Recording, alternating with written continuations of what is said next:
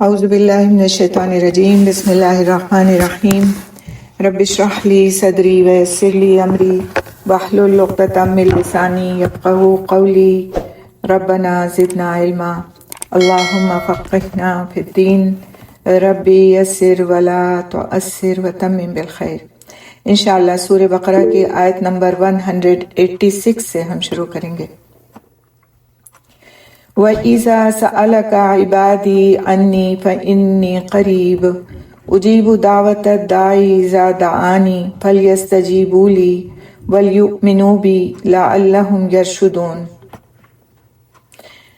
ترجمہ: اور جب میرے بندے آپ سے میرے بارے میں سوال کریں تو یقیناً میں قریب ہی ہوں، میں پکارنے والے کی دعا قبول کرتا ہوں۔ جب بھی وہ مجھے پکارتا ہے تو لازم ہے کہ وہ میری بات مانیں اور مجھ پر ہی ایمان لائیں تاکہ وہ ہدایت پائیں۔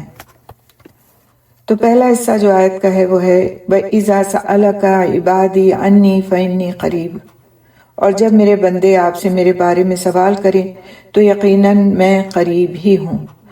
اس آیت میں یہ واضح کیا گیا ہے کہ اللہ تعالیٰ اپنے بندوں کے قریب ہے اور ان کی دعائیں سنتا اور قبول کرتا ہے۔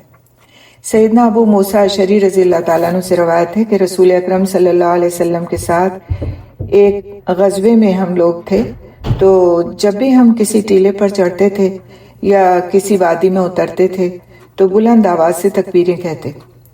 تو رسول اکرم صلی اللہ علیہ وسلم ہمارے پاس تشریف لائے اور آپ صلی اللہ علیہ وسلم نے فرمایا، اے لوگو، اپنے آپ پر رحم کرو، تم کسی بہرے یا غائب کو تو نہیں پکارتے بلکہ تم اس ذات گرامی کو پکارتے ہو جو خوب سنتا اور خوب دیکھنے والا ہے۔ جس ذات گرامی کو تم پکارتے ہو وہ تو تم سے تمہاری سواری کی گردن سے بھی زیادہ قریب تر ہے، سواری کی گردن سے بھی قریب تر ہے، اور یہ مسند احمد کی روایت ہے۔ تو اس آیت میں جو یہ بات کہی گئی نا فَإِنِّي قریب، تو قریب کی اس سے وضاحت ہوتی ہے۔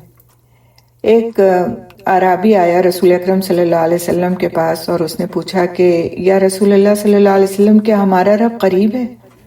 اگر قریب ہے تو ہم اس سے سرگوشیاں کر لیں، اگر دور ہو تو ہم اسے اونچی آواز سے پکاریں۔ تو نبی صلی اللہ علیہ وسلم خاموش رہے اور اس پر یہ آیت نازل ہوئی۔ تو اس آیت کا ایک یہ پس منظر بھی ہے۔ آگے اس آیت میں اللہ سبحانہ تعالیٰ فرماتے ہیں وَإِذَا سَأَلَكَ عِبَادِي عَنِّي فَإِنِّي قَرِيبٌ، اور جب میرے بندے تم سے میرے بارے میں سوال کریں تو یقیناً میں قریب ہی ہوں۔ اللہ تعالیٰ ہم سے اپنی قربت کی بات فرماتے ہیں کیونکہ وہ ہمارے دلوں کے رازوں کو جانتے ہیں، وہ ہماری نگہبانی فرماتے ہیں، اور اس کے علاوہ وہ ہماری نگاہوں کی خیانت کو بھی جانتے ہیں۔ اس لیے زندگی کو بہت ہی محتاط رہ کر گزارنے کی ضرورت ہے کہ کوئی دیکھے یا نہ دیکھے، لیکن ہمارا رب چونکہ ہم سے بہت قریب ہے، وہ قریب ہو کر وہ صرف ہماری دعائیں نہیں سنتا ہے بلکہ قریب ہو کر وہ ہماری ایک ایک حرکت کو دیکھتا بھی ہے۔ ہم نگاہوں سے کسی طرح کی خیانت تو نہیں کرتے، ہم اپنے کانوں سے کوئی ایسی بات تو نہیں سنتے جو اللہ تعالیٰ کے احکامات کے خلاف ہے، ہم کوئی ایسا کام تو نہیں کرتے جس کا پتہ دوسروں کو تو نہیں چلتا لیکن ہمارے رب کو چل جاتا ہے۔ اور اگر ہمارا اس بات پر یقین نہیں ہے تو ہمارا ایمان مکمل نہیں۔ تو یہ بات بڑی خطرے کی ہے کہ اگر ہم اس پر مکمل یقین نہ کریں اس بات پہ کہ ہمارا رب قریب ہے اور وہ ہر چیز کو جانتا اور سمجھتا ہے اور ہر بات کو جو ہم کہتے ہیں اس کو سنتا بھی ہے۔ آگے اللہ سبحانہ تعالیٰ اس آیت میں فرماتے ہیں اجیب دعوت الداعی اذا دعان، میں پکارنے والے کی دعا قبول کرتا ہوں جب بھی وہ مجھے پکارتا ہے۔ تو اللہ رب العزت نے ارشاد فرمایا کہ میں پکارنے والے کی پکار سنتا ہوں جب بھی وہ مجھے پکارتا ہے۔ تو اس سے یہ بات سامنے آتی ہے کہ اللہ سبحانہ تعالیٰ سے براہ راست دعا مانگے، اس لیے کہ اللہ تعالیٰ قریب ہے، پکار کو سنتا ہے، پکار کا جواب بھی دیتا ہے۔ اللہ تعالیٰ کسی کی دعا کو رائے گاہ نہیں جانے دیتا، کسی کی بھی دعا کو رائے گاہ نہیں جانے دیتا۔ ہم نے بارہا یہ چیز پڑھی ہے نا کہ دعا کی قبولیت کی 3 شکلیں ہوتی ہیں، یا تو وہ دعا قبول ہو جاتی ہے یا پھر اس دعا کے بدلے میں اللہ سبحانہ تعالیٰ کو کچھ عطا فرما دیتے ہیں یعنی یہ تو ایز اٹ از قبول ہو جاتی ہے، اس کے بدلے میں کچھ دے دیا جاتا ہے، اور یا پھر وہ آخرت میں ذخیرہ کر دی جاتی ہے۔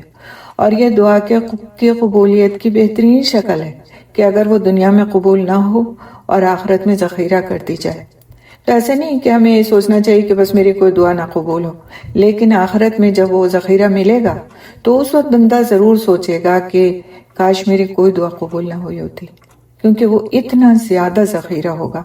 اور اس کی ریزن کیا ہے کہ اس دعا کے مانگتے جانے کے ساتھ ساتھ بندہ صبر بھی کرتا جاتا ہے کہ نہیں قبول ہو رہی ہے، پھر بھی مانگے جا رہا ہے، پھر بھی اللہ سبحانہ تعالیٰ کے آگے گڑ گڑائے جا رہا ہے۔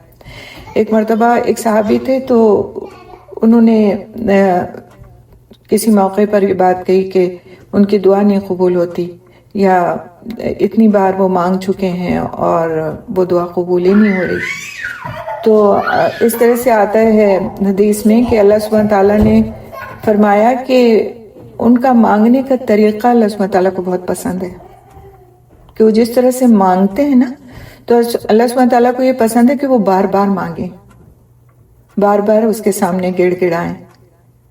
تو کبھی بھی یہ نہ سوچیں کہ جو ہم نے مانگا ہے وہ قبول نہیں ہوا تو بس یا تو ہم بہت زیادہ گناہ گار ہیں، یا تو پھر جو ہے بس ہمارا رب ہم سے ناراض ہے اس لیے ہماری دعائیں قبول نہیں کر رہا ہے، یا پھر اور کوئی اس طرح کی باتیں۔ نیگیٹو بالکل نہیں سوچنا ہے ہمیں، کیونکہ جو بات اللہ سبحانہ تعالیٰ نے فرما دی کہ وہ ہمارے قریب ہے، ہماری سنتا ہے، ہماری دعاؤں کو کا جواب دیتا ہے اور قبول کرتا ہے، تو ہمارا پورا پکا یقین ہونا چاہیے کہ ایسا ہی ہے۔ یہ بات الگ ہے کہ ہم کو ملتا اس وقت ہے جب ہمارے حق میں وہ بہتر ہوتا ہے۔ بعض وقت کسی دعا کو ہم مانگتے ہیں اور بہت ہی شد امت کے ساتھ مانگتے ہیں اور چاہتے ہیں بس اگلے لمحے وہ قبول ہو جائے، لیکن وہ نہیں ہوتی، اور پھر اس کے بعد جب وہ قبول ہوتی ہے اس وقت ہوتی ہے جب وہ چیز ہمارے لیے زیادہ بہتری کی صورت میں اس کا دیا جانا ہوتا ہے۔ آپ دیکھیں حضرت ابراہیم علیہ السلام، کیا وہ مقربین میں سے نہیں تھے؟ اولو العزم نبیوں میں سے ان کا شمار ہوتا ہے، یعنی اتنے زیادہ اللہ سبحانہ تعالیٰ کے قریب تھے کہ اللہ سبحانہ تعالیٰ انہیں اپنا خلیل کہتے ہیں۔ اور انہوں نے جو دعا مانگی تھی، یا آپ صلی اللہ علیہ وسلم کی شکل میں جس کو اللہ سبحانہ تعالیٰ نے پورا کیا، وہ کتنے ہزار سال کے بعد پوری ہوئی۔ تو بعض وقت انسان اس دنیا سے گزر بھی جاتا ہے، اس کے سامنے وہ دعا نہیں قبول ہوئی ہوتی، لیکن وہ دعا باقی رہتی ہے، اللہ کے پاس محفوظ رہتی ہے، اور اللہ سبحانہ تعالیٰ جب اس کا وقت آ کر کے اس کا پورا ہونا بہتر سمجھتے ہیں، جب اس کو پورا فرما دیتے ہیں۔ اسی لیے دیکھیں ہم سے یہ بات کہی جاتی ہے کہ والدین کی دعائیں لیں، بڑوں کی دعائیں لیں، بزرگوں کی دعائیں لیں۔ کیوں لیں؟ اس لیے کہ پھر نہ جانے زندگی کے کس موڑ پر وہ دعائیں ہمارے سامنے آ کر ہمارے لیے ہمارے راستوں کو آسان کر دیں۔ تو کسی سے دعا مانگنے کے لیے کہنا کہ آپ ہمارے لیے دعا کر دیجیے گا، یہ بری بات نہیں ہے۔ اپنے بڑوں سے، بزرگوں سے، نیک لوگوں سے اس بات کے لیے کہا جا سکتا ہے، لیکن اس کے ساتھ ساتھ ہمارا یقین اس بات پر ہونا چاہیے کہ جب ہمارا رب ہم سے کہہ رہا ہے کہ تم مجھ سے مانگو، میں پکارنے والے کی دعا قبول کرتا ہوں، جب بھی وہ مجھے پکارتا ہے، کسی وقت کی قید نہیں رکھی گئی، کسی دن کی قید نہیں رکھی گئی، کسی مہینے کی قید نہیں رکھی گئی۔ ہاں یہ ضرور ہے کہ کچھ اوقات کو فضیلت والا بتایا گیا کہ اس وقت پر دعا کرو گے تو تمہاری دعائیں مقبول ہوں گی، وہ الگ بات ہے۔ ایسا تو ہوتا ہی ہے، بہت سی چیزوں سے افضل ہوتی ہیں، جیسے رمضان کا مہینہ دوسرے مہینوں سے زیادہ فضیلت والا ہے، جیسے اور بھی رمضان میں جب ہم روزے رکھتے ہیں تو روزہ کھولنے کے وقت کو دعا کی قبولیت کا وقت بتایا گیا۔ اسی طرح دعا کی قبولیت کے مختلف اوقات آپ نے پڑھے بھی ہوں گے کتابوں میں اور سنے بھی ہوں گے لیکچرز میں مختلف کہ یہ دعاؤں کی قبولیت کے اوقات ہوتے ہیں، وہ ایک الگ بات ہے۔ لیکن اس کے علاوہ اللہ سبحانہ تعالیٰ جب بھی انسان اپنے رب کو پکارتا ہے وہ اس کی سنتا ہے، یا تو وہ اسی وقت اس کو عطا فرما دیتا ہے، یا اس سے اس کے وہ بہتر شکل میں اس کو عطا فرماتا ہے جس چیز کو مانگ رہا ہوتا ہے، اور یا پھر اس کے لیے آخرت میں اس کو ذخیرہ کر دیتا ہے۔ اور ان تینوں چیزوں پر ہمارا پکا یقین ہونا چاہیے۔ ہمیں اپنے رب سے کبھی بھی نا امید نہیں ہونا چاہیے کہ ہمارا رب تو ہماری نہیں سنے گا۔ ٹھیک ہے، ہمیں جو دعا مانگنے کے آداب بتائے گئے ہیں وہ سیکھنا چاہیے، ان چیزوں کا اہتمام کرنا چاہیے، ان چیزوں کی فکر کرنا چاہیے۔ ابھی انشاءاللہ تعالیٰ اسی آیت کے آخر میں ہم تھوڑا سا اس کو جب سم اپ کریں گے تو دیکھیں گے وہ کیا چیزیں ہیں، لیکن یقین میں کمی نہیں ہونا چاہیے۔ اللہ تعالیٰ اپنے علم سے، انعامات سے اور دعاؤں کو قبول کرنے کے اعتبار سے بندوں کے قریب ہے، اور اللہ تعالیٰ کو دعائیں سننے سے کوئی چیز نہیں روکتی۔ وہ سمیع اور علیم ہے نا، اس کو کوئی چیز نہیں روکتی کہ وہ اپنے بندوں کی دعائیں سنے۔ دھیرے دھیرے کوئی مانگ رہا ہو، زور زور سے مانگ رہا ہو، گڑ گڑا رہا ہو، رو رہا ہو، دل ہی دل میں دعائیں کر رہا ہو، وہ سب سنتا ہے۔ تو اللہ سبحانہ تعالیٰ دعائیں سنتا بھی ہے اور قبول بھی فرماتا ہے، اور اللہ سبحانہ تعالیٰ نے دعائیں مانگنے کی طرف رغبت دلائی ہے۔ نبی کریم صلی اللہ علیہ وسلم نے فرمایا کہ جب بندہ اپنے اللہ تعالیٰ کے سامنے دونوں ہاتھ پھیلا کر دعا مانگتا ہے تو اللہ تعالیٰ اسے خالی ہاتھ پھیرنے سے شرماتا ہے، یعنی وہ اپنے لیے اس بات کو اچھا نہیں سمجھتا کہ اس کا بندہ تو اس سے مانگے اور وہ اس کو عطا نہ فرمائے۔ تو ہاتھ اٹھا کر دعا مانگنے کی بھی یہاں پر فضیلت پتہ چلتی ہے۔ کسی وقت ویسے بھی انسان چلتے پھرتے دعا مانگ سکتا ہے، بیٹھے لیٹے دعا مانگ سکتا ہے، لیکن ہاتھ اٹھا کر دعا مانگنے کی فضیلت ہے۔ اور آپ صلی اللہ علیہ وسلم بعض وقت ہاتھوں کو پھیلا کر، یعنی کہ دونوں ہاتھوں کو الگ الگ اٹھا کر ہتھیلیوں کو آسمان کی طرف کرتے ہوئے بعض وقت اپنے شانوں سے بھی اونچا کر لیتے تھے اور دعا مانگتے تھے۔ کیونکہ ہوتا کیا ہے کہ جب ہم ایک دعا مانگنے کی کیفیت میں ہوتے ہیں تو ہماری زبان سے الفاظ بھی پھر اسی طرح کے خوبصورت نکل رہے ہوتے ہیں، پھر دل بھی پوری طور سے متوجہ ہوتا ہے، اور پھر اللہ سبحانہ تعالیٰ سے ہمارے مانگنے کا طریقہ بالکل مختلف ہوتا ہے۔ آپ دیکھیے ویسے ہی ہم اگر استغفر اللہ استغفر اللہ استغفر اللہ پڑھتے رہتے ہیں، اس کی اپنی فضیلت ہے، بالکل فضیلت ہے، اور وہ اللہ سبحانہ تعالیٰ کے یہاں استغفار کی کثرت کو لکھا جاتا ہے اور اس کے مطابق بندے کو دیا جاتا ہے۔ لیکن ایک وہ استغفار ہوتا ہے کہ جب ہم نماز کے بعد بیٹھ جاتے ہیں، دونوں ہاتھوں کو پھیلا لیتے ہیں، پھر اللہ سبحانہ تعالیٰ کی ثنا بیان کرتے ہیں، پھر اس کے رسول پر درود بھیجتے ہیں، اس کے بعد ہم اس سے معافی کے طلبگار ہوتے ہیں۔ وہ کیفیت الگ ہوتی ہے نا دل کی، بالکل دل متوجہ ہوا ہوتا ہے، تو وہ دعا پھر قبولیت کے اعلیٰ درجے میں ہوتی ہے، جس میں پوری طور سے انسان متوجہ ہو کر مانگے۔ تو مختلف طریقوں سے دعا مانگنے کو اپنی زندگی میں شامل کرنا چاہیے۔ اٹھتے بیٹھتے بھی مانگیں، چلتے پھرتے بھی مانگیں، سوتے جاگتے بھی مانگیں، سونے سے پہلے بھی دعائیں کر کے سوئیں۔ اور میں آپ کو بتاؤں گی ابھی انشاءاللہ تعالیٰ کہ سونے سے پہلے جو دعائیں اور اذکار کر کے سوتا ہے اس کے اللہ سبحانہ تعالیٰ کے یہاں کتنی بڑی فضیلت ہے۔ انشاءاللہ اس کو بھی ہم دیکھیں گے، تھوڑا سا اس آیت کو ہم کمپلیٹ کر لیں پہلے۔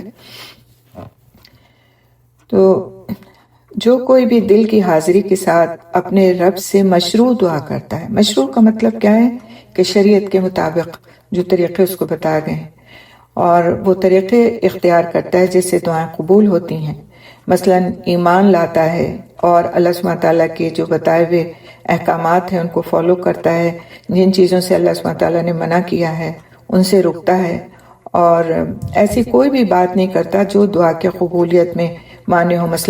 مثلا حرام نہیں کھاتا، حرام نہیں پہنتا، حرام طریقہ زندگی نہیں اختیار کرتا، تو اللہ سبحانہ تعالیٰ ایسی دعا قبول فرماتے ہیں، اور انہوں نے اس کا وعدہ فرمایا ہے۔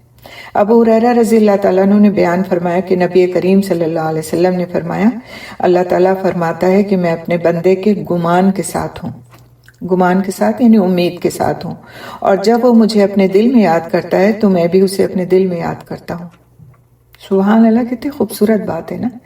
کبھی اس کو تصور کریں کہ ہم دل میں یاد کر رہے ہیں، زبان سے کچھ بھی نہیں نکل رہا، لیکن ہمارے دل میں اللہ کی یاد ہے اور وہ یاد چل رہی ہے، اور ہمارا رب ہمیں اپنے دل میں یاد کر رہا ہے۔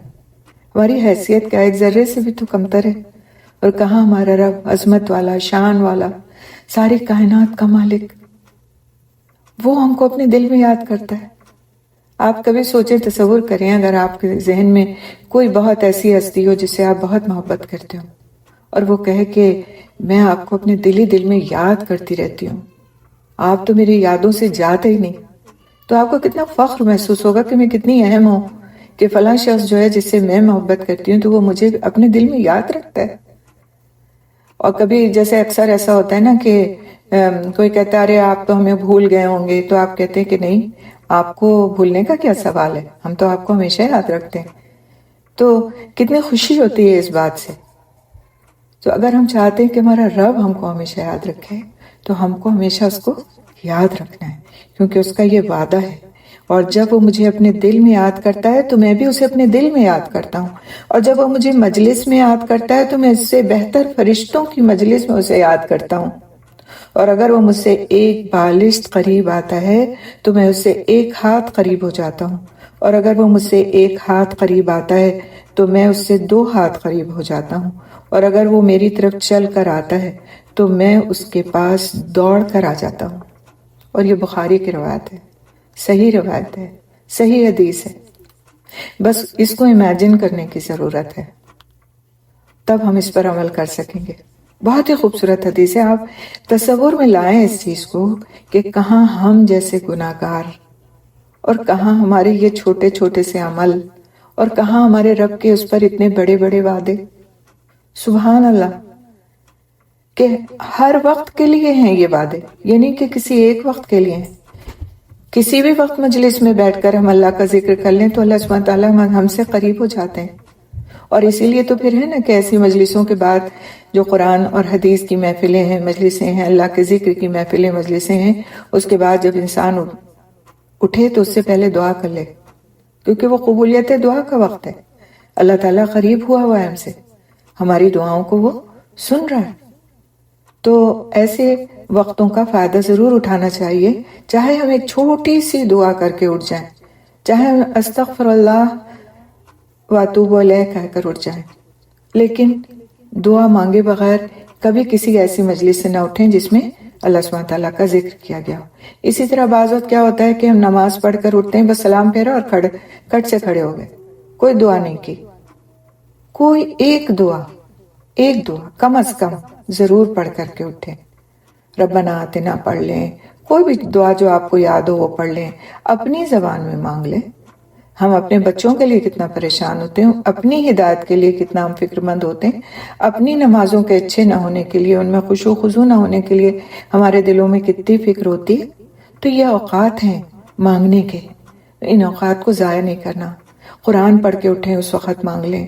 کسی اچھی محفل سے 2 دوست مل کر کے، مثال کے طور پر مجلس کا مطلب یہ نہیں ہوتا کہ بہت بڑی محفل ہو، مثال کے طور پر گھر میں ہی آپ لوگ 3-4 لوگ ہیں، بیٹھ کر کے ایک آیت کا ترجمہ پڑھ لیا، کوئی حدیث پڑھ لی، اور اس کے بعد جب اٹھنے لگے تو دعا کر لی، ایک دعا کر لی، 2 دعائیں کر لی، ہو گیا الحمدللہ۔ ایسا نہیں ہوا کہ اس کا کوئی اجر و ثواب نہیں ہے، بڑی بڑی محفلوں کا ہی ثواب ہے۔ تو ان چیزوں کو ہم اگنور کر جاتے ہیں اپنی زندگیوں میں، بھول جاتے ہیں، یا پھر ہم اس کو اہمیت نہیں دیتے، ویلیو نہیں کرتے۔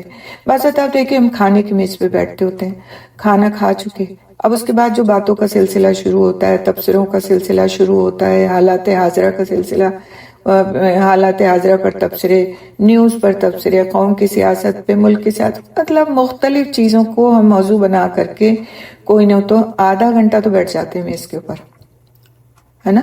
بعض وقت ایسے ہی ہوتا ہے، اور پھر ایک ایک کر کے اٹھتے ہیں، اور پھر اس وقت ہمیں یہ بھی نہیں یاد رہتا کہ ہم کو کھانا کھانے کے بعد کی دعا بھی پڑھنی ہے۔ بس ہم اٹھ جاتے ہیں، ہاتھ دھوئے، اور اس کے بعد ہم اپنے اپنے کاموں سے لگ گئے۔ تو اس وقت پر اگر اس وقت کو ہم خیر کا وقت بنانا چاہتے ہیں تو اس وقت پہ بھی ہم جب کھانا کھا کے اٹھیں تو دعا مانگ کے اٹھیں، یا کوئی ایسی اچھی بات اپنے ذہن میں رکھ لیں کہ کھانے کی ٹیبل پہ سب اکٹھا ہیں، ہم کہیں گے چلیں اٹھنے سے پہلے تو ہم یہ بات شیئر کر لیتے ہیں آپس میں۔ آپ دیکھیں کہ دھیرے دھیرے کر کے کتنا خزانہ اکٹھا ہو جائے گا، کتنی چیزیں غیر محسوس طریقے پر لوگوں کے اندر چلی جائیں گی، لوگوں کے ذہنوں میں، بچوں کے، شوہر کے، باقی اور رشتہ داروں کے۔ کتاب لے کے نہیں بیٹھے ہیں آپ، اس وقت آپ کتاب لے کے بیٹھے تو سارے اٹھ جائیں گے، اور پھر کھانے کے بعد آپ کو کوئی بیٹھا ہوا دکھائی بھی نہیں دے گا کبھی۔ آپ کے ذہن میں ہونا چاہیے، آپ کی اپنی تیاری اس وقت کے لیے ہونی چاہیے کہ اس وقت مجھے کیا بات کرنی ہے، کیونکہ مومن کبھی غافل نہیں ہوتا، اس کا دماغ ہمیشہ دوسروں کی خیر خواہی کے بارے میں سوچتا رہتا ہے۔ اللہ کی توفیق کے بغیر کبھی کوئی نیکی ہو ہی نہیں سکتی، اور کوئی بھی عمل جو خالص ہوتا ہے اور اللہ کی رضا کے لیے کیا جاتا ہے تو وہ باقی رہتا ہے، اور جو اللہ کی رضا کے لیے اور خلوص کے ساتھ نہیں کیا جاتا وہ باقی نہیں رہتا۔ تو ہمیں اپنی سی کوشش کرنا ہے، خالی ہم تمنائیں اگر کریں گے تو بات نہیں بنے گی، تمنا کے ساتھ ساتھ عمل بھی ہونا چاہیے، اور عمل آپ چاہیں کہ سارے کے سارے آپ کا جیسا کرنے لگیں، نہیں ہو سکتا، کیونکہ آپ پڑھ رہے ہیں، باقی نہیں پڑھ رہے۔ جو پڑھنے لگ جائیں گے وہ بھی انشاءاللہ تعالیٰ آپ کے شریک کار بن جائیں گے۔ اس کے لیے بھی دعا کرنا چاہیے کہ اللہ تعالیٰ مجھے اپنی ہی فیملی میں سے ایسے لوگ میری اٹھا دے جو میرے لیے مددگار ہوں۔ آپ دیکھیں حضرت موسیٰ علیہ السلام نے کیسے دعا مانگی تھی اللہ سبحانہ تعالیٰ سے کہ میرے بھائی کو میرا مددگار بنا دے۔ اللہ سبحانہ تعالیٰ نے ان کی دعا قبول فرمائی، ان کے بھائی کو ان کا مددگار بنا دیا اور ان کے کام میں ان کے ساتھ محنت کرنے والا بنا دیا۔ تو ہمیں اپنی فیملی کے لوگوں کے لیے بھی اس طرح سے خیر خواہی کرنا چاہیے، اللہ تعالیٰ ہماری فیملی میں سے اٹھا دے ایسے لوگ جو ہمارے مددگار ہو جائیں۔ بعض وقت بظاہر کیا لگتا ہے کہ امپاسبل نہیں ہو سکتا، اور یہ شیطان کی چال ہے۔ جس وقت شیطان یہ بات ڈالے دل کے اندر امپاسبل والی، اس وقت ضرور اعوذ باللہ من الشیطان الرجیم پڑھیں، لا حول ولا قوت الا باللہ العلی العظیم پڑھیں، اور سمجھ جائیں کہ شیطان کا وار ہے جو مجھے میرے اپنے رب سے نا امید کرنا چاہتا ہے۔ کیونکہ ہمیں اپنے رب سے نا امید نہیں ہونا، جس نے اتنے بڑے بڑے وعدے دیے ہم کو، کیسے ہم اس سے نا امید ہو جائیں؟ آپ لوگوں سے نا امید بھلے ہو جائیں لیکن رب سے نا امید نہ ہو۔ اور لوگوں سے بھی نا امید نہیں ہونا چاہیے، اس لیے کہ یہ اللہ کے بندے ہیں، ان کے دل اللہ کے قبضے میں ہیں، جب وہ چاہے ان کے دلوں کو پھیر دے۔ یا مقلب القلوب ثبت قلوبنا علی دینک، یہ مت کہیں ثبت قلبی علی دینک، یعنی اللہ تعالیٰ تو میرے دل کو جما دے اپنے دین پر، اتنی دعا نہیں مانگے۔ ثبت قلوبنا، ہمارے دلوں کو اپنے دین پر جما دے۔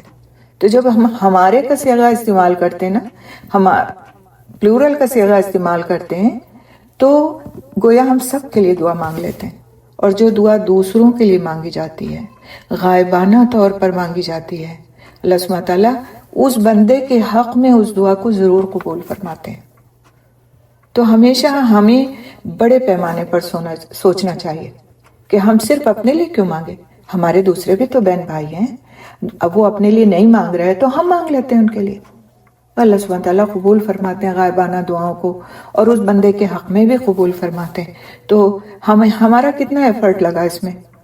عربی زبان میں اگر سنگولر کا صیغہ استعمال ہم کرتے ہیں تو چھوٹی یا لگاتے ہیں آپس آخر میں، جیسے ہم کہتے ہیں قلبی، میرا دل، ٹھیک ہے، اور اگر ہم کہتے ہیں قلوبنا تو اس کا مطلب ہو گیا ہمارے دل۔ تو ایک نون الف زبر نہ بڑھانے سے ہمارا کوئی کچھ گھٹ جائے گا؟ ہم سب کے لیے مانگ لیں گے۔ اسی طرح دعا مانگا کریں، اللہم صرف قلوبنا علی طاعتک، اللہ تعالیٰ ہمارے دلوں کو پھیر دے اپنی اطاعت کے لیے، اپنی اطاعت پر ہمارے دلوں کو جما دے۔ تو اس طرح کی دعائیں چھوٹی چھوٹی چلتے پھرتے مانگنا، اور پھر ان کا دیکھیے گا انشاءاللہ تعالیٰ ایک دن ضرور اثر آتا ہے، اور ہو سکتا ہے ہم گزر جائیں اور اس کے بعد ہمارے بچوں کے لیے وہ دعائیں قبول ہو جائیں، اور اللہ سبحانہ تعالیٰ ان کو نیکیوں کی مزید توفیق عطا فرما دے، کیونکہ والدین کی دعائیں تو ضائع ہوتی ہی نہیں، کسی قیمت پر ضائع نہیں ہوتی۔ اس لیے والدین کو خصوصیت سے اہتمام کرنا چاہیے اپنی اولاد کے لیے دعا مانگنے کا، چاہے وہ کتنی بھی بڑی ہو جائے، وہ اپنے والدین کی دعاؤں کی محتاج رہتی ہے، ہر حال میں رہتی ہے۔ جن کے والدین زندہ ہیں ان کو یقیناً اس بات کے لیے کوشش کرنا چاہیے کہ وہ ان کے ساتھ اس طرح سے حسن سلوک کریں، اس طرح سے درخواست کریں کہ وہ ان کے لیے دعا کیا کریں، ان سے دعاؤں کی درخواست کیا کریں کہ آپ ہمارے لیے دعا کیجیے گا۔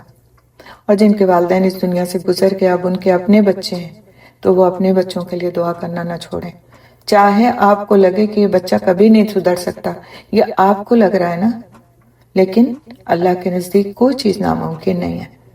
اور جب ہمارے رب نے ہم سے اتنی بڑی بات کہہ دی کہ میں تمہارے قریب ہوتا ہوں، میں تمہاری دعاؤں کو سنتا ہوں، اور میں دل میں تم کو اپنے یاد کرتا ہوں، یہ معمولی باتیں نہیں ہیں، لیکن ان کا احساس کب ہوگا؟ جب ہم اس علم کو حاصل کریں گے، تب ہمیں پتہ چلے گا کہ یہ کتنی اہم باتیں ہیں۔ رسول اکرم صلی اللہ علیہ وسلم نے فرمایا، جب کوئی مسلمان دعا کرتا ہے جس میں گناہ یا قطع رحمی کی بات نہ ہو تو اللہ تعالیٰ 3 باتوں میں سے ایک ضرور عطا کرتا ہے۔ دعا کے مطابق اس کی خواہش پوری کر دی جاتی ہے، یا اللہ تعالیٰ اس دعا کو آخرت کے لیے ذخیرہ اجر بنا دیتا ہے، یا دعا کے برابر اس سے کوئی مصیبت ٹال دیتا ہے۔ ایک یہ بھی چیز ہے کہ مصیبت ٹل جاتی ہے، بعض وقت ہم کہتے ہیں نا پتہ نہیں میں تو سمجھ رہی تھی یہ کام ہو ہی نہیں سکتا اور بس اللہ سبحانہ تعالیٰ نے کروا دیا، یہ ایکسیڈنٹ ایسا ہو گیا تھا میں تو اس میں بچنے کے کوئی چانسز ہی نہیں تھے، اللہ سبحانہ تعالیٰ نے مصیبت ٹال دی۔ تو یہ مصیبتیں کب ٹل جاتی ہیں؟ یہ دعا کا جو یہ حدیث کا آخری حصہ ہے کہ یا دعا کے برابر اس سے کوئی مصیبت ٹال دیتا ہے۔ تو صحابہ کرام رضی اللہ تعالیٰ عنہ مجمعین نے عرض کیا پھر تو ہم کثرت سے دعائیں بھی کریں گے، کثرت سے دعائیں کریں گے۔ آپ صلی اللہ علیہ وسلم نے فرمایا اللہ تعالیٰ کی رحمت بھی بہت زیادہ اور بے پایاں ہے، یعنی اگر تم کثرت سے دعا کرو گے تو اللہ سبحانہ تعالیٰ کے خزانوں میں کمی نہیں ہے کہ وہ کتی کثرت والی دعاؤں کو اگنور کر دے، وہ ان کو بھی قبول کر لے گا، اس کی رحمت تو بے پایاں ہے۔ تو اور مسند احمد کی روایت ہے۔ سیدنا عبداللہ بن عمر رضی اللہ تعالیٰ عنہ سے روایت ہے کہ رسول اکرم صلی اللہ علیہ وسلم نے فرمایا دل برتنوں کی طرح ہیں، ویسلز کی طرح ہیں، اور بعض کی نسبت زیادہ یاد رکھنے والے ہیں۔ تو اس کے بعد فرمایا اے لوگو تم جب اللہ تعالیٰ سے سوال کرو تو اس سے اس طرح سوال کرو کہ تمہارے دل قبولیت کے یقین سے سرشار ہوں، کیونکہ جو شخص غافل دل کے ساتھ دعا کرے تو اللہ تعالیٰ اس کی دعا کو شرف قبولیت سے نہیں نوازتا۔ وہ غافل دل نہیں ہونا چاہیے، جس وقت انسان دعا کرے تو مائنڈ فلی دعا کرے، بالکل دل کی حضوری کے ساتھ دعا کرے، اور یہ مسند احمد کی روایت ہے۔ آپ عام زندگی میں دیکھیں کہ کوئی آپ سے کوئی چیز مانگے اور اس کا رویہ بالکل کیجول سا ہو، بالکل ایسا کہ جیسے آپ نے دی بھی تو پرواہ نہیں اور نہیں بھی دی تو کوئی پرواہ نہیں، ہم نے بس ایک روا روی میں آپ سے مانگا تھا، مانگ لیا، تو آپ کا دل چاہے گا اس کو دینے کا؟ آپ سوچیں گے تو اسی طرح سے ہے، بس مانگنا اس کا کام ہے، آتا ہے مانگ کے چلا جاتا ہے، میں نہیں بھی دیتی ہوں تو آ کے مجھ سے دوبارہ سوال نہیں کرتا، اور دے دیتی ہوں تو بھی ٹھیک ہے، اس کا کوئی شکریہ ادا نہیں کرتا۔ تو اس شخص کی طرف آپ کی توجہ اس درجے میں نہیں ہو سکتی جیسی اس شخص کی طرف ہوگی جو پوری دل کی حضوری کے ساتھ آپ سے کوئی چیز طلب کرے گا، اس کو دینے کا آپ کا دل چاہے گا کہ ہاں یہ تو اتنا ضرورت مند ہے کہ واقعی اس کو مجھے دے دینی چاہیے یہ چیز۔ تو اللہ سبحانہ تعالیٰ جو ہیں وہ غافل دل کے ساتھ کی بھی دعا کو قبول نہیں فرماتے، جو دل کی حضوری کے ساتھ کی جائے، پورے اطمینان کے ساتھ، گڑ گڑا کر پوری امید کے ساتھ، یقین کے ساتھ کی جائے تو اللہ سبحانہ تعالیٰ ایسی دعا کو قبول فرماتے ہیں۔ سیدنا ابو ہریرہ رضی اللہ تعالیٰ عنہ سے روایت ہے کہ رسول اکرم صلی اللہ علیہ وسلم نے فرمایا بندے کی دعا قبول ہوتی ہے جب تک کہ وہ جلدی نہ کرے کہ کہنے لگے کہ میں نے دعا کی تھی اور میری دعا قبول نہیں ہوئی، اور یہ بخاری کی روایت ہے۔ یعنی ہمیں ایسے نہیں کہنا چاہیے کہ میں نے تو دعائیں کتنی کہ میں دعائیں مانگتی ہوں، میری دعا تو قبول ہی نہیں ہوتی، یا میں تو تھک گئی ہوں دعا مانگ مانگ کر کے اور میری تو دعا قبول نہیں ہوتی۔ یہ جملے اللہ سبحانہ تعالیٰ کو پسند نہیں آتے، کیونکہ یہ جملے اس بات کا اظہار کرتے ہیں گویا ہمیں اپنے رب کے دینے پر یقین نہیں ہے، نا امیدی کا اظہار کرتے ہیں جملے۔ تو ان جملوں سے ہمیں پرہیز کرنا چاہیے۔ حالانکہ آپ دیکھیں کہ یہ عام روزمرہ کے جملے ہمارے بن چکے ہیں، اتنی جلدی ہوتی ہے ہمیں کہ ہم بس مانگ کے دعا اٹھیں تو وہ پیچھے ہمارے کام ہوا ہو۔ تو ایسی چیزوں کے لیے پھر صبر کی ضرورت بھی ہے۔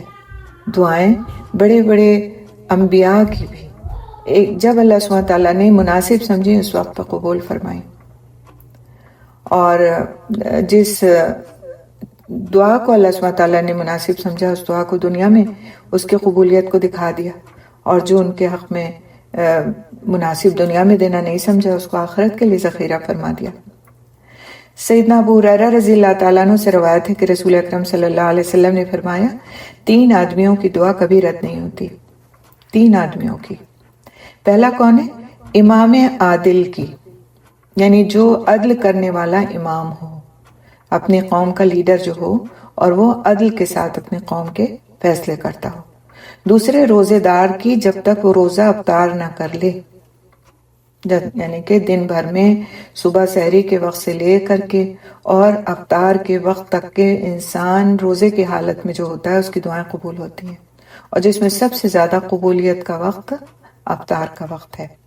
تیسرے مظلوم کی دعا، اسے اللہ تعالیٰ قیامت کے دن بادلوں سے بھی اوپر اٹھائے گا، اس کے لیے آسمان کے دروازے کھول دیے جاتے ہیں اور اللہ تعالیٰ فرماتا ہے مجھے اپنی عزت کی قسم میں ضرور تیری مدد کروں گا خواہ کچھ عرصے بعد ہی صحیح۔ مسند احمد کی روایت ہے۔ اسی لیے آپ نے پڑھا ہوگا کہ مظلوم کی بد دعا سے بچو، کہ اگر کسی پر ظلم کیا ہے اور اس نے بد دعا دے دی ہے تو وہ بد دعا بھی اوپر جاتی ہے، کیونکہ وہ ہمارے حق میں تو بد دعا ہے لیکن اللہ تعالیٰ سے کی بھی وہ دعا ہے، اور اللہ تعالیٰ اسے بادلوں سے بھی اوپر اٹھا لیتے ہیں اور اس کے لیے آسمان کے دروازے کھول دیے جاتے ہیں۔ یعنی دنیا میں کوئی کسی پر ظلم کر لے، روا رکھ لے، چاہے وہ بڑے پیمانے پر ہو اور چاہے وہ چھوٹے پیمانے پر ہو۔ ہم نے اس سلسلے میں کافی بات کی ہے دورہ قرآن کے دوران بھی اور اس سے پہلے آیتوں کے میں بھی، کہ ظلم کیا ہے۔ ظلم اندھیروں کی شکل میں ہوگا قیامت کے دن، اور اللہ تعالیٰ ہم سب کو محفوظ رکھے کہ ہم کسی پر بھی کسی قسم کا بھی ظلم روا رکھیں۔ اور ظلم کیا ہے؟ کسی حقدار کو اس کا حق نہ دینا، خواہ وہ کوئی پودا ہو، خواہ وہ کوئی جانور ہو، خواہ وہ کوئی چیز ہو کائنات کی، خواہ وہ کوئی انسان ہو، خواہ وہ رشتہ دار ہو، خواہ وہ غریب ہو، خواہ وہ امیر ہو، خواہ وہ ہمارے ہاں کام کرنے والا ہو یا پھر ہمارے گھر کا سربراہ ہو۔ کسی پر بھی کسی قسم کا ظلم کرنا اللہ سبحانہ تعالیٰ کو بالکل پسند نہیں۔ تو پھر ایسا کام کر کے کہ جو اللہ کو بالکل پسند نہیں، اور انسان چاہے کہ وہ جو کچھ مانگ رہا ہے وہ سب کچھ اس کو دے دیا جائے، تو پھر یہ اس کی بہت بیجا خواہش ہے۔ اللہ سبحانہ تعالیٰ کے بتائے ہوئے احکامات پر چلنے کے اللہ ہمیں توفیق دے، اور اس کے لیے ہمیں پوری کوشش کرنا چاہیے اور کسی قیمت پر کسی ظلم کو اپنی زندگی میں جگہ نہیں دینا چاہیے، بلکہ اگر ہم کسی کو دیکھیں اس طرح کا کرتے ہوئے اسے بھی نرمی سے، محبت سے سمجھائیں کہ یہ آپ کے حق میں برا ثابت ہوگا اور اس سے آپ باز آ جائیں۔ اسی لیے دیکھیں کہ معاف کرنے کی کتنی بڑی اہمیت ہم کو بتائی گئی کہ فَلْيَعْفُوا وَلْيَصْفَحُوا، کہ معاف بھی کر دو، درگزر کر دو، بھول جاؤ اس کو معاف کرنے کے بعد، دورا کر کے اس چیز کو اپنے ذہن میں تازہ مت کرو، کیونکہ انسان اگر معاف نہیں کرے گا تو پھر وہ دوسرے کے حق میں اسی طرح کا معاملہ کرنے کی کوشش کرے گا جس طرح اس کے اوپر ظلم ہے، اسی طرح سے وہ بھی ظلم کرنے کی اس کے اندر بھی جذبہ پیدا ہوگا، اور پھر اس صورت میں ہو سکتا ہے کہ وہ خود ظالم بن جائے، وہ زیادہ بری طرح سے بدلہ لے اور وہ خود ظالم بن جائے۔ تو ایسی چیزوں کے انسان قریب ہی نہ جائے کہ جو پھر اس کے حق میں وہ چیزیں بعد میں خطرے کا باعث ثابت ہوں۔ آگے اللہ سبحانہ تعالیٰ فرماتے ہیں فَلْيَسْتَجِيبُوا لِي، تو لازم ہے کہ وہ میری بات مانیں، لہٰذا لوگوں کو مجھ سے دعا کرنی چاہیے، یعنی اپنی ضروریات اور حاجتوں کو پورا کرنے کے لیے مجھ سے مطالبہ کرنا چاہیے۔ کتنا رحمان ہے ہمارا رب نا، کہ کرنا چاہیے، یعنی اللہ سبحانہ تعالیٰ ہم سے اس بات کے لیے امید کرتے ہیں کہ ہم ان سے دعا کریں گے۔ کیوں؟ اس لیے کہ ہم اس کے بندے ہیں، اور دعا بھی ایک طرح کی عبادت ہے۔ اللہ سبحانہ تعالیٰ نے اپنے بندوں کو اپنی عبادت کے لیے پیدا کیا۔ انسان کی پیدائش کا مقصد عبادت ہے، باقی سب ضمنی چیزیں ہیں، جو اصل مقصد ہے انسان کی پیدائش کا وہ عبادت ہے، اور عبادت کی ایک قسم دعا ہے۔ لہٰذا کیا فرمایا گیا؟ فَلْيَسْتَجِيبُوا لِي، تو لازم ہے کہ وہ میری بات مانیں، تو لہٰذا لوگوں کو مجھ سے دعا کرنی چاہیے یا اپنی ضروریات اور حاجات کو پورا کرنے کے لیے مطالبہ کرنا چاہیے۔ اس سے یہ بھی مراد ہے کہ انہیں جو حکم دیا گیا ہے اسے پورا کرنا چاہیے، اور جس سے روکا گیا اس سے رکنا چاہیے۔ وَلْيُؤْمِنُوا بِي، اور مجھ پر ہی ایمان لائیں، اور لازم ہے کہ وہ مجھ پر یقین رکھیں، یعنی میرے وجود پر، اسماء حسنہ پر، صفات عالیہ پر، میرے قریب ہونے پر اور دعاؤں کے قبول ہونے پر ایمان لائیں، یقین رکھیں کہ یہ سارے کے سارے کام یقینی ہیں، اللہ سبحانہ تعالیٰ نے فرمائے ہیں، تو اس میں کوئی شک نہیں ہے۔ یعنی اللہ کے وجود پر ایمان رکھنا، اس کے جو اسماء حسنہ ہیں، اللہ سبحانہ تعالیٰ کے جو خوبصورت نام ہیں، ان ناموں پر، اس کی صفات پر یقین رکھنا، جیسے مثال کے طور پر وہ علیم ہے، ہر چیز کا جاننے والا ہے، اس پر ہمارا یقین ہونا، وہ قدیر ہے، ہر چیز پر قدرت رکھنے والا ہے، اس پر ہمارا یقین ہونا، وہ مجیب ہے، سننے والا ہے ہماری دعاؤں کا، قبول کرنے والا ہے، جواب دینے والا ہے، اس پر ہمارا یقین ہونا۔ اسی طرح سے اور دوسری جو اس کی صفات ہیں، رحمان ہے وہ، رحیم ہے وہ، تو اللہ سبحانہ تعالیٰ سے اس کی اس صفات کے وسیلے سے دعا بھی کرنی چاہیے کہ اے رحمان تو رحیم، رحمت کرنے والا ہے، میری فلاں دعا کو اپنی رحمت سے قبول فرما لے۔ اللہ تو کریم ہے، کرم کرنے والا ہے، اپنے اس شان کریمی سے میرے اس کام کو کروا دے، اس کام کو میرے پورا فرما دے۔ تو اللہ سبحانہ تعالیٰ سے جب اس کی ان صفات کے وسیلے سے دعا مانگی جاتی ہے، اس صفات کا واسطہ دے کر دعا مانگی جاتی ہے کہ یا رب تو ایسا ہے، تو ایسا کر دے، اللہ سبحانہ تعالیٰ ان دعاؤں کو خصوصیت سے قبول فرماتے ہیں۔ تو اصل کیا ہے کہ ہمیں مانگنے کا طریقہ آنا چاہیے۔ آگے اللہ سبحانہ تعالیٰ فرماتے ہیں لعلہم یرشدون، تاکہ وہ ہدایت پا جائیں۔ تو رشد سے مراد جو ہے وہ استقامت ہے، یعنی کہ وہ جو بھی کام ان سے کہے جا رہے ہیں کرنے کے لیے، اس پر ان کو استقامت نصیب ہو، ہدایت پا جائیں، حق پر قائم رہیں اور استقامت کے ساتھ ان کاموں کو کرتے رہیں جن کا ان سے مطالبہ کیا جاتا ہے، اور گمراہی سے ہدایت کی طرف لوٹ آئیں۔ اللہ رب العزت کا فرمان ہے کہ لوگوں کو مجھ سے دعائیں مانگنی چاہیے اور مجھ پر یقین رکھنا چاہیے تاکہ وہ ہدایت پائیں۔ اس سے پتہ چلتا ہے کہ ہدایت کے لیے جیسے رب پر یقین ضروری ہے، ایسے ہی دعا مانگنا ضروری ہے۔ اگر کوئی شخص یہ کہتا ہے کہ مجھے اللہ سبحانہ تعالیٰ پر یقین ہے، میں مانتا ہوں کہ اللہ سبحانہ تعالیٰ ہمارا رب ہے، لیکن وہ دعا نہیں مانگتا، خود نہیں مانگتا، یا تو مانگتے ہی نہیں، یا تو پھر دوسروں سے کہہ کے مطمئن ہو جاتا ہے کہ وہ اس کے لیے مانگ لیں گے۔ لیکن یہاں پہ کیا بات پتہ چلتی ہے ہمیں کہ ہدایت کے لیے جیسے رب پر یقین ضروری ہے، ایسے ہی دعا مانگنا ضروری ہے۔ یعنی دعا مانگنا ہمارے لیے لازم ہے۔ ہم اس سے اگر کنارہ کشی کرتے ہیں تو گویا ہم اپنے رب کے حق میں کوتاہی کرتے ہیں، نعوذ باللہ۔ یعنی ان کو وہ رشد عطا ہوگی جو ایمان اور اعمال صالحہ اختیار کرنے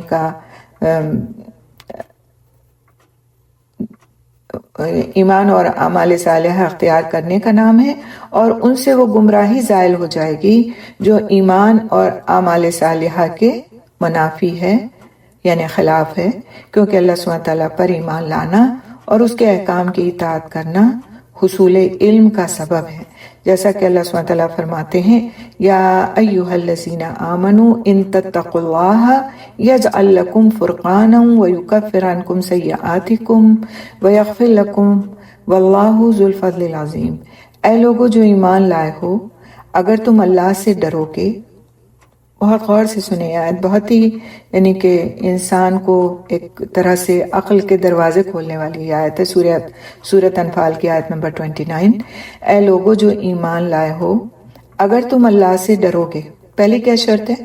اگر تم اللہ سے ڈرو گے تو وہ تمہارے لیے حق اور باطل میں فرق کرنے والی قوت بنا دے گا، حق اور باطل میں فرق کرنے والی قوت بنا دے گا، یعنی تمہارے اندر وہ ایک صلاحیت پیدا کر دے گا کہ تم حق اور باطل میں فرق کر سکو گے۔ بعض وقت کیا ہوتا ہے کہ انسان کوئی غلط کام بھی کر رہا ہوتا ہے اور اپنے آپ کو جسٹیفائی کرتا رہتا ہے کہ نہیں اس سے کوئی فرق نہیں پڑتا، ایسا تو بہت سارے لوگ کرتے رہتے ہیں۔ لیکن ایک انسان ہوتا ہے جو وہ رک جاتا ہے باطل کام سے، وہ ہوتے ہوئے دیکھتا ہے اور رک جاتا ہے، اپنے آپ کو بچا لیتا ہے۔ یہ کب ہوگا؟ جب اللہ سے ڈرو گے، اللہ کا خوف ہوگا تمہارے اندر، تو اللہ سبحانہ تعالیٰ تمہارے لیے حق اور باطل میں فرق کرنے والی قوت بنا دے گا، یعنی تمہارے اندر وہ صلاحیت پیدا کر دے گا۔ اور کیا کرے گا؟ کیا انعام ہے اس کا؟ اور تمہاری برائیاں تم سے دور کر دے گا اور تمہیں بخش دے گا، اور اللہ سبحانہ تعالیٰ بہت بڑے فضل والا ہے، بہت بڑے فضل والا ہے۔ تو اللہ تعالیٰ پر ایمان لانا اور اس کے احکام کی اطاعت کرنا علم کے حصول کا سبب ہے کہ انسان کو اس کے ذریعے سے حق و باطل کی تمیز آ جاتی ہے، اس کا علم اس کے اندر آ جاتا ہے، اس کا شعور اس کے اندر آ جاتا ہے۔ تو آگے اب سوال یہ اٹھتا ہے کہ روزے اور دعا کا کیا تعلق ہے؟ روزوں کا بیان کرتے کرتے، رمضان کا بیان کرتے کرتے، قرآن کے نزول کا بیان کرتے کرتے یہ آیت آ گئی دعا مانگنے کی۔ تو اس کا ربط کیا ہے؟ اس ربط کو انشاءاللہ ہم دیکھیں گے کہ رمضان کے مہینے میں کثرت سے دعائیں مانگی جاتی ہیں۔ تو جیسے روزہ اہم عبادت ہے اور ایک تربیتی عمل ہے، ایسے ہی دعا بھی تربیت کا اہم ذریعہ ہے۔ حضرت عبداللہ بن عمر رضی اللہ تعالیٰ عنہ افطار کے وقت اپنے تمام بال بچوں کے ساتھ دعا کیا کرتے تھے، اس لیے کہ روزے دار کی افطار کے وقت کی دعا قبول کی جاتی ہے، اور یہ تفسیر ابن کثیر میں روایت موجود ہے۔ اور اسی طرح جامع ترمذی کی روایت ہے کہ الدعاء هو العبادہ، دعا ہی عبادت ہے۔ تو دعا اللہ تعالیٰ کی توحید سے عبارت ہوتی ہے، اور توحید اللہ تعالیٰ کی ہدایت ہے۔ یعنی جب انسان دعا مانگتا ہے تو اس کا مطلب کیا ہے کہ وہ اللہ وحدہ لا شریک پر مکمل یقین رکھتا ہے اور اس کو ہی اپنا رب مانتا ہے، اور توحید اللہ تعالیٰ کی ہدایت ہے۔ یعنی اللہ سبحانہ تعالیٰ اگر کسی کو توحید کی نعمت عطا فرماتا ہے، اس بات کی نعمت عطا فرماتا ہے کہ وہ لا الہ الا اللہ یعنی اللہ سبحانہ تعالیٰ کی وحدانیت کا اقرار کرے، تو گویا وہ اس کو ہدایت عطا ہو چکی ہے۔ دعا گناہوں سے توبہ کا ذریعہ ہے۔ گناہ گار توبہ کرتا ہے اور اللہ تعالیٰ توبہ قبول کرتا ہے، اور توبہ ہدایت کا ذریعہ ہے۔ تو اب ہدایت کا ذریعہ کیا کیا چیزیں ہیں؟ دعا اور پھر توبہ۔ تو دعا ہدایت کا ذریعہ ہے، اسی لیے اللہ سبحانہ تعالیٰ فرماتے ہیں قرآن حکیم میں سورۃ مومن کی آیت نمبر 60 ہے، وَقَالَ رَبُّكُمُ ادْعُونِي أَسْتَجِبْ لَكُمْ إِنَّ الَّذِينَ يَسْتَكْبِرُونَ عَنْ عِبَادَتِي سَيَدْخُلُونَ جَهَنَّمَ دَاخِرِينَ۔ اور تمہارے رب نے فرمایا ہے کہ مجھے پکارو، میں تمہاری دعائیں قبول کروں گا۔ یقیناً جو لوگ میری عبادت سے تکبر کرتے ہیں جلد ہی وہ جہنم میں ذلیل ہو کر داخل ہوں گے۔ یعنی ایک ہے کہ داخل ہوں گے، ایک ہے کہ ذلیل ہو کر داخل ہوں گے۔ تو دعاؤں کا نہ کرنا اللہ تعالیٰ کے غضب کو دعوت دینے والی بات ہے۔ یہ کوئی معمولی بات نہیں ہے، یہ ایک متکبرانہ رویہ ہے کہ ہم مانگتے ہی نہیں، ہمارے لیے تو دوسرے ہی مانگ دیتے ہیں، وہی ہمیں کافی ہو جاتا ہے۔ ہمارے پاس دنیا کی لاکھوں نعمتیں کیوں نہ ہوں، پھر بھی ہمیں اپنے رب سے مانگنا چاہیے، اس لیے کہ ہمیں ہر آن ضرورت ہے کہ ہمارا رب ہم کو عطا فرمائے۔ ہم کو ہدایت کی نعمت مانگنا چاہیے، ہم کو صبر کی نعمت مانگنا چاہیے، ہمیں شکر کی دولت مانگنا چاہیے، ہمیں دوسروں پر خرچ کرنے کی نعمت اور توفیق مانگنا چاہیے، ہمیں دل کی وسعت مانگنا چاہیے، ہمیں دل کا ایمان اور نور، ایمان کی پختگی اور دل کا نور مانگنا چاہیے۔ کیا مانگتے ہیں ہم؟ سوائے رٹی رٹائی کچھ دعاؤں کے کہیں کچھ مانگ پاتے ہیں ہم؟ تو ہمیں توجہ کرنا ہے، دعائیں یاد کریں دعاؤں کی کتابوں سے، وہ بھی ایک اچھی بات ہے۔ اس کے علاوہ جس کو کہتے ہیں نا ہاتھ پھیلا کے دامن پسار کے بیٹھ جانا، اس طرح کی دعائیں بھی کچھ وقت ضرور نکالا کریں، رات میں سے یا دن میں سے، کہ اس طرح بیٹھ کے دعا کیا کریں، آنسوؤں کے ساتھ مانگیں کہ اللہ تعالیٰ تو مجھے اپنے سامنے رونے والا بنا دے، تو مجھے اپنے سامنے گڑ گڑانے والا بنا دے۔ رسول اکرم صلی اللہ علیہ وسلم جیسی ہستی کہ جس جیسا دنیا میں کوئی بشر نہیں، ان کا کیا حال تھا کہ سجدوں میں پڑے رہتے تھے اور وقت گزرتا چلا جاتا تھا، اور آپ صلی اللہ علیہ وسلم کی داڑھی مبارک آنسوؤں سے تر ہو جایا کرتی تھی، اور آپ دعا مانگتے رہتے تھے۔ کیا اللہ سبحانہ تعالیٰ نے آپ کو ہر چیز نہیں عطا فرما دی تھی؟ پھر اس کے بعد دعائیں مانگنے کی ضرورت رہ گئی تھی؟ اسی طرح صحابہ کرام رضی اللہ تعالیٰ عنہ مجمعین، ان کے لیے آتا ہے کہ آدھی آدھی رات اور پوری پوری رات بعض وقت ایک ہی آیت کی تکرار کیے چلے جاتے تھے اور اپنے لیے دعائیں مانگتے رہتے تھے، امت کے لیے دعائیں مانگتے رہتے تھے۔ آج ہم بہت زیادہ اپنا کنسرن شو کرتے ہیں جب ہم نیوز دیکھتے ہیں آج کل کے حالات کے بارے میں، لیکن ان حالات کو سدھارنے کے لیے ہماری دعاؤں میں کوئی گنجائش ہے؟ ہمارے اوقات کا کتنا حصہ ہے ان دعاؤں کو مانگنے کے لیے؟ کیا ہم اپنے نماز کے بعد کی دعاؤں میں ان لوگوں کے لیے دعا کرتے ہیں؟ کتنے لوگ کرتے ہیں؟ مشکل سے 2% لوگ بھی نہیں کرتے ہوں گے۔ جب ہم اپنی فیملی گیدرنگز کر رہے ہوتے ہیں، خوشیاں منا رہے ہوتے ہیں، دعوتیں کر رہے ہوتے ہیں، عید کی کتنی دعوتیں ہوئی ہوں گی ایک دوسرے کے گھر میں، کیا ہمیں اس وقت اپنے وہ مظلوم بہن بھائی یاد آئے؟ یا ہمیں وہ لوگ یاد آئے جو پانی کے ایک ایک گھوٹ اور ایک ایک نوالے کو ترستے؟ تو پھر ہمارا یہ کیسا کنسرن ہے جو ہم صرف شو کرتے ہیں دوسروں سے جب ملتے ہیں کہ ہمیں بڑی فکر ہے ان کی، اور ہم تو آنسوؤں سے رو دیتے ہیں جب ہم یہ نیوز دیکھتے ہیں اور پڑھتے ہیں۔ بالکل ہماری زبان ہمارے دل کی تصدیق نہیں کرتی، دل میں کچھ بھی نہیں ہے۔ دل میں ہونا تو اس وقت پتہ چلے جب انسان ان کے لیے ویسے ہی گڑ گڑا کر تہجد میں مانگے جیسے وہ اپنی کسی معمولی سی ضرورت کے لیے بیٹھ کے مانگ رہا ہوتا ہے۔ تو ہمیں خود اپنے اعمال پہ نظر کرنے کی ضرورت ہے کہ دعائیں مانگتے وقت ہمارا رویہ کیسا ہوتا ہے اور کیسا ہونا چاہیے۔ تو اس آیت کے ترجمے کو ہم دیکھتے ہیں انشاءاللہ تعالی سورۃ مومن کی آیت جو ہم نے بھی پڑھی۔ اور تمہارے رب نے فرمایا کہ مجھے پکارو، میں تمہاری دعائیں قبول کروں گا۔ یقیناً جو لوگ میری عبادت سے تکبر کرتے ہیں جلد ہی وہ جہنم میں ذلیل ہو کر داخل ہوں گے۔ تو اللہ سبحانہ تعالیٰ جو اس کو اس طرح سے نہیں یاد کرتا جس طرح اس کے یاد کرنے کا حق ہے، تو پھر جہنم میں اس کا داخلہ، اور وہ بھی ذلت کے ساتھ۔ سیدنا سلمان فارسی رضی اللہ تعالیٰ عنہ فرماتے ہیں کہ رسول اکرم صلی اللہ علیہ وسلم کا ارشاد ہے، بندہ جب اللہ تعالیٰ کے سامنے ہاتھ بلند کر کے دعا مانگتا ہے تو ارحم الراحمین اس کے ہاتھوں کو خالی پھیرتے ہوئے شرماتا ہے۔ شروع میں بھی ہم نے یہ حدیث مختلف الفاظ کے ساتھ پڑھی تھی، اور یہ مسند احمد کی روایت ہے۔ سیدنا نعمان بن بشیر رضی اللہ تعالیٰ عنہ رسول اکرم صلی اللہ علیہ وسلم سے روایت کرتے ہیں کہ آپ صلی اللہ علیہ وسلم نے فرمایا، دعا ہی تو عبادت ہے۔ تمہارا رب فرماتا ہے مجھے پکارو، میں تمہاری پکار کا جواب دوں گا۔ آپ دیکھیں جو ہم نماز پڑھتے ہیں، پوری کی پوری نماز جو ہے ہماری دعا ہے،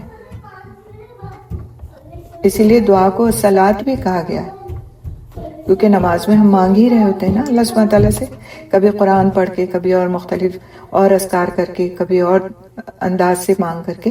لیکن اصل کیا ہے کہ ہم دعاؤں کا جب ہم نماز پڑھتے ہیں تو ہم میں سے کتنے لوگ ہیں کہ ان کو اس کا ترجمہ بھی آتا ہے کہ ہم پڑھ کیا رہے ہیں، مانگ کیا رہے ہیں۔ ہم پڑھتے ہیں، مانگتے نہیں ہیں۔ تو ہمیں کوشش کرنی چاہیے انشاءاللہ تعالیٰ باذن اللہ کہ اپنی نماز کے ترجمے کو اچھی طرح سے ذہن نشین کریں، تب اس میں کیفیت پیدا ہوگی۔ جب ہم التحیات پڑھتے ہیں تو ہم کو پتہ ہو کہ ہم کیا مانگ رہے ہیں، کس کے لیے مانگ رہے ہیں۔ جب ہم درود شریف پڑھیں تو ہمیں معلوم ہو اس کا میننگ کیا ہے۔ اس کے بعد والی جب ہم دعا پڑھیں تو ہمیں معلوم ہو کہ ہم کیا مانگ رہے ہیں، اپنے رب سے کس چیز کا ہم سوال کر رہے ہیں۔ تو نماز میں دل جب ہی لگے گا جب ہمیں اس کا معنی و مفہوم سمجھ میں آتا ہوگا، ورنہ تو بس ہم ایک جس کو کہتے ہیں نا لپ سروس، وہی ہو رہی ہے، بس زبان سے نکل رہے ہیں الفاظ، ہونٹ ہل رہے ہیں ہمارے، اور بس ہم نے سمجھ لیا کہ ہم نے نماز پڑھ لی۔ تو وہ پڑھ تو ہم نے لی لیکن ادا نہیں کی۔ دیکھیں آپ، پڑھنے اور ادا کرنے میں فرق ہوتا ہے۔ ادا کرنا وہ ہے جو اس کے پورے حقوق کے ساتھ ادا کیا جائے اس کام کو، اور پڑھ لینا کیا ہے کہ بس ایک ہم نے روا روی میں کام کو پورا کر لیا۔ تو انشاءاللہ تھوڑا سا وقت ہمارے پاس ہے بھی، اور ہم دیکھیں گے کہ دعا مانگنے کے آداب کیا کیا ہیں، تاکہ ان آداب کو ملحوظ رکھ کر کے تو ہم دعائیں کریں، تاکہ ہماری دعاؤں کو اللہ سبحانہ تعالیٰ اپنے رحم و کرم سے شرف قبولیت عطا فرمائے۔ تو سب سے پہلی چیز جو ہے وہ یہ کہ اللہ تعالیٰ کے سوا کسی سے نہ مانگا جائے، اللہ تعالیٰ کے سوا کسی سے نہ مانگا جائے، نہ کسی پیر سے، نہ فقیر سے، نہ کسی بزرگ سے، نہ کسی اور سے۔ آپ دیکھیں کہ مانگنے اور مانگنے میں فرق ہے۔ بچے اپنے والدین سے بھی مانگتے ہیں، ٹھیک ہے، چھوٹے بیوی اپنے شوہر سے مانگتی ہے بہت سی چیزیں۔ تو یہ مانگنا جو ہے، اس مانگنے میں کوئی حرج نہیں ہے کہ آپ کہیں کہ نہیں اب تو میں کسی سے نہیں مانگوں گی، بس میں نے اللہ سبحانہ تعالیٰ سے کہہ دیا اور بس میرے پاس وہ چیز جو ہے جیسے گویا خود چل کر آ جائے گی۔ اللہ سبحانہ تعالیٰ قادر ہیں اس چیز پر بھی، لیکن اللہ سبحانہ تعالیٰ نے توکل کے ساتھ اسباب کو اختیار کرنے کی طرف بھی توجہ دلائی ہے کہ تم اسباب بھی اختیار کرو، تم سبب اختیار کرو جس کے ذریعے سے تم کو وہ چیز حاصل ہو جائے۔ دعا مانگ کے تم ہاتھ پر ہاتھ رکھ کر نہیں بیٹھنا، تم کو کام بھی کرنا ہے۔ اور پھر اس کے نتیجے میں اللہ سبحانہ تعالیٰ تم کو وہ عطا فرما دیں گے جو تم نے مانگا، بلکہ اس سے بڑھ کر عطا فرما دیں گے۔ لیکن شرط کیا ہے کہ صرف اللہ سبحانہ تعالیٰ سے مانگا جائے۔ تو اللہ سبحانہ تعالیٰ سے مانگنے میں اور بندوں سے مانگنے میں فرق یہی ہے کہ بندوں سے جب انسان مانگتا ہے تو کسی وقت تو وہ دے دیتے ہیں اور کسی وقت وہ نہیں بھی دیتے، اور ہمارے دل میں یہ بات پوری طرح سے ہوتی بھی ہے کہ ہمیں مل بھی سکتا ہے اور نہیں بھی مل سکتا ہے۔ لیکن جب ہم اپنے رب سے مانگتے ہیں تو اس طرح کا کوئی شائبہ ہمارے دل میں نہیں ہونا چاہیے کہ ہمیں نہیں ملے گا۔ ہماری امید اور یقین پختہ ہونا چاہیے کہ ہمیں ملے گا۔ اب وہ ان 3 شکلوں میں سے جو ہم نے ابھی پڑھی کسی بھی شکل میں مل سکتا ہے، لیکن ملے گا۔ کسی طور پر ایسا نہیں ہو سکتا کہ وہ نہ ملے، کیونکہ وہ ہمارے رب کا کیا ہوا وعدہ ہے۔ پھر اسی طرح دعا کے شروع اور آخر میں اللہ سبحانہ تعالیٰ کی حمد و ثنا اور نبی صلی اللہ علیہ وسلم پر درود پڑھنا چاہیے۔ دعا شروع کرتے وقت اور دعا کو ختم کرتے وقت ایک بار، لیکن مسنون طریقہ یہ ہے کہ 3 بار درود شریف پڑھا جائے۔ پھر اگلا ادب یہ ہے کہ اللہ تعالیٰ کے حضور توبہ کی جائے، اور یہ قبولیت کا اصل اور قریب ترین سبب ہے کہ اللہ سبحانہ تعالیٰ سے جب ہم دعا مانگنا شروع کریں تو پہلے اپنے اعمال پر ندامت کا اظہار کریں کہ اللہ تعالیٰ ہم بہت گناہگار ہیں، خطاوار ہیں، تیرے کمزور ایمان والے بندے ہیں، تو ہمیں معاف فرما دے، اور پھر اس کے بعد اپنی حاجت بیان کریں۔ پھر دعا مانگتے ہوئے قبولیت کا مکمل یقین ہونا چاہیے، جیسے میں نے ابھی پہلے بھی عرض کیا، اور دعا پوری رغبت، توجہ اور یکسوئی کے ساتھ کرنا چاہیے۔ ٹھیک ہے، پورے دن ہر وقت انسان پر ایک ہی کیفیت نہیں ہوتی، لیکن چونکہ یہ ایک عبادت ہے اور عبادت کے لیے ہمیں اپنے اوقات کو فارغ کرنا ہی کرنا ہے، 5 وقت کی نماز کے لیے ہم کو وقت نکالنا ہی نکالنا ہے، تو کم از کم ایک وقت کوئی بھی 24 گھنٹے میں سے ایسا ضرور نکالیں جو دعا کے لیے مخصوص ہو، اور اس میں پھر دعائیں کریں۔ پھر یہ کہ دعا میں جلدی نہیں کرنا چاہیے، یعنی جلدی مانگا، فارغ ہو گئے، جانماز طے کرتے کرتے ربنا پڑھی اور بس ہم نے دعا سمجھا کہ ہم نے دعا کر لی، تو جلدی نہیں کرنا چاہیے۔ چاہے آپ ایک دعا مانگیں، ایک دعا، لیکن پوری توجہ کے ساتھ اور اس ادب کے ساتھ کہ اس میں عجلت نہیں ہے۔ پھر دعا مانگتے ہوئے آواز پست رکھنا چاہیے، دھیمی آواز سے دعا مانگے انسان۔ اب وہ جو اجتماعی دعائیں ہوتی ہیں یا حرم میں دعائیں کی جاتی ہیں یا مسجدوں میں دعائیں ہوتی ہیں، وہ ان کا ایک الگ کانسیپٹ ہے، وہ ایک الگ چیز ہے۔ لیکن جس وقت انسان اپنی دعا مانگ رہا ہے تو اس وقت اس کو بہت زور سے دعا نہیں مانگنی چاہیے، اسے اپنی آواز پست رکھنی چاہیے، یعنی ادب کا تقاضا ہے یہ نہیں کہ بس دل میں دعا لیے بیٹھے ہوئے ہیں اور منہ جو ہے لب ہمارے سلے ہوئے ہیں، منہ سے بھی الفاظ نہیں نکال پا رہے، ایسا نہیں ہے۔ منہ سے الفاظ نکالیں، ہلکی آواز بھی نکال سکتے ہیں، لیکن آواز پست ہونی چاہیے۔ پست کا مطلب کیا ہے؟ دھیری آواز ہونا چاہیے۔ پھر یہ کہ دعا میں تصنع اور قافیہ بندی نہیں ہونا چاہیے، یعنی کہ بناوٹ والا انداز نہیں ہونا چاہیے کہ ہم گا رہے ہیں اور بالکل نظمیہ انداز ہم بنا رہے ہیں اور پھر اس طور پر ہم دعا مانگ رہے ہیں۔ مسنون دعاؤں میں ہمیں ردم ملتا ہے، اس ردم سے اس میں کوئی برائی نہیں ہے، لیکن خاص طور پر تصنع، بناوٹ، تکلف کر کے الفاظ کا اس طرح کا انتخاب کرنا دعا کے لیے اس کو منع کیا گیا۔ پھر یہ کہ اللہ سبحانہ تعالیٰ کے سامنے آہوزاری کرنا چاہیے، رو کر دعا مانگنا چاہیے۔ رونا نہ آئے تو رونے کی شکل انسان بنا لے، آنکھ میں آنسو لانے کی کوشش کرے کہ اللہ سبحانہ تعالیٰ کے سامنے وہ رو کر کے دعا مانگے۔ دل کو حاضر رکھنا چاہیے، دعا کو 3 بار دہرانا چاہیے۔ جب بھی میں آپ سے عرض کری تھی کہ چاہے ہم ایک دعا مانگے لیکن حضور قلب کے ساتھ مانگے، تو دعا کو 3 بار دہرانا بھی مسنون ہے۔ اسی طرح سے قبلہ رو ہو کر بیٹھنا چاہیے۔ آپ ویسے تو دعا چلتے پھرتے کسی بھی طرف منہ کر کے بیٹھے ہوں دعا مانگ سکتے ہیں، لیکن خاص طور سے جب آپ دعا مانگنے کے لیے بیٹھیں تو قبلہ رو ہو کر بیٹھیں۔ دعا میں ہاتھ بلند کرنا چاہیے، ہاتھ بلند کرنا چاہیے، یعنی ہاتھ بلند کر کے دعا مانگنی چاہیے۔ پھر اس کے بعد یہ کہ خطا رحمی یا گناہ کی دعا نہیں مانگنا چاہیے۔ خطا رحمی یا گناہ کی دعا مانگنا غلط ہے، کہ جیسے ہم کہیں کہ بس اللہ تعالیٰ فلاں شخص کا تو میرا کبھی سامنے ہی نہ ہو، یا اللہ تعالیٰ بس مجھے تو اس سے بات نہیں کرنی، لہٰذا میں اس سے اب کبھی بات نہ کروں، یا وہ مجھے کبھی نظر ہی نہ آئے جو میں اس سے بات کروں۔ تو اس طرح کی جو قطع رحمی کی دعائیں ہیں نا، یہ نہیں مانگنا چاہیے، اس سے احتیاط کرنا چاہیے، یہ اللہ سبحانہ تعالیٰ کو پسند نہیں ہے بات۔ اور اسی طرح گناہ کے کسی کام کی دعا نہیں مانگنا چاہیے، کہ گناہ سے حاصل کیا ہوا کوئی پیسہ، کہیں جانا، کہ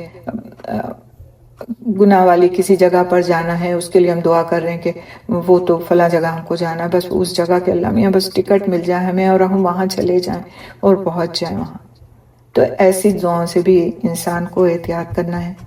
اسی طرح دعا دل جمعی اور دو ٹوک الفاظ میں کرنا چاہیے، یعنی اس میں کوئی ابہام نہیں ہونا چاہیے کہ ہم چاہ کچھ رہے ہیں اور اپنے منہ سے کچھ اور نکال رہے ہیں۔ جو بات ہمیں اپنے رب سے کرنی ہے وہ صاف صاف الفاظ میں۔ پھر دعا مانگنے سے پہلے اپنے گناہوں کا اعتراف اور اظہار ندامت کرنا بھی مسنون طریقہ ہے، اور اب اس طرح سے کی ہوئی دعائیں انشاءاللہ اللہ سبحانہ تعالیٰ اپنی رحمت سے قبول فرماتے ہیں۔ تو لباس کا حلال ہونا، کھانے کا حلال ہونا، خود پاک صاف ستھرا ہونا، یہ سب چیزیں بھی دعا کے قبولیت کے ظاہری اسباب میں سے ہیں۔ اصل تو ہے دل کی پاکی اور طہارت، لیکن ظاہر کی پاکی اور طہارت بھی مطلوب ہے، کیونکہ جب انسان پاک صاف ہوتا ہے تو پھر فرشتے اس کو گھیرتے ہیں اور فرشتوں کا ساتھ اس کو نصیب ہوتا ہے۔ آپ دیکھیں کہ ایک بڑی خوبصورت بات میں نے ابھی حال میں ایک لیکچر میں سنی، اور وہ پہلے مجھے نہیں معلوم تھی، اور مجھے اتنی خوبصورت لگی وہ بات کہ میں نے سوچا تھا کہ انشاءاللہ آپ لوگوں کے ساتھ اسے ضرور کسی موقع پر شیئر کروں گی، اور اللہ تعالیٰ نے آج پہلے دن وہ موقع بنا دیا۔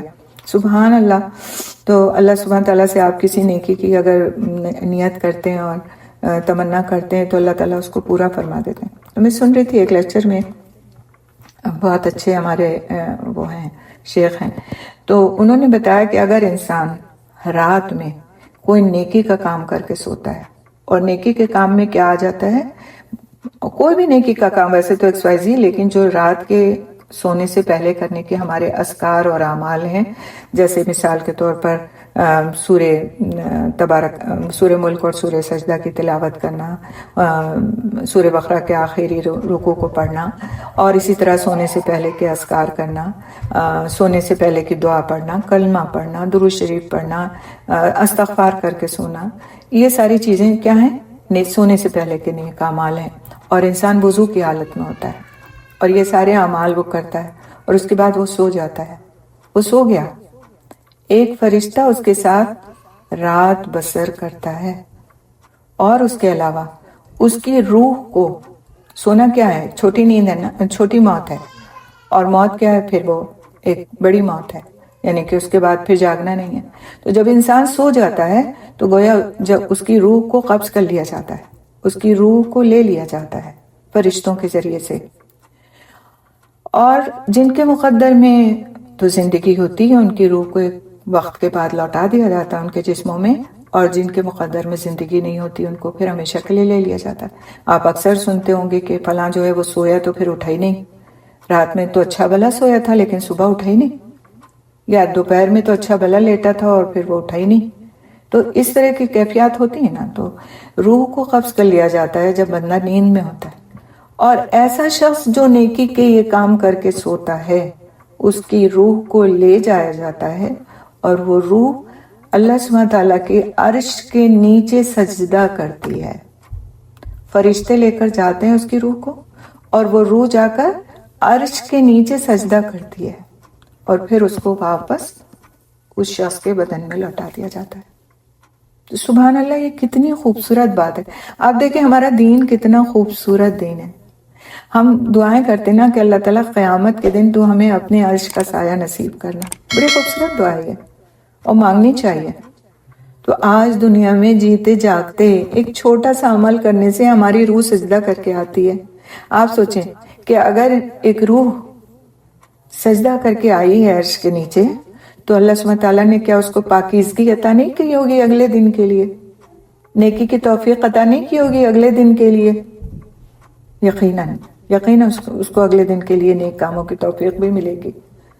ہمیشہ ایک نیکی اگلی نیکی کا دروازہ کھولتی ہے۔ ایک بار کیا ہوا اچھا کام اگلے اچھے کام کا دروازہ کھولتا ہے. تو یہ چھوٹے جن کو ہم بظاہر چھوٹے اعمال سمجھتے ہیں، یہ چھوٹے نہیں ہیں.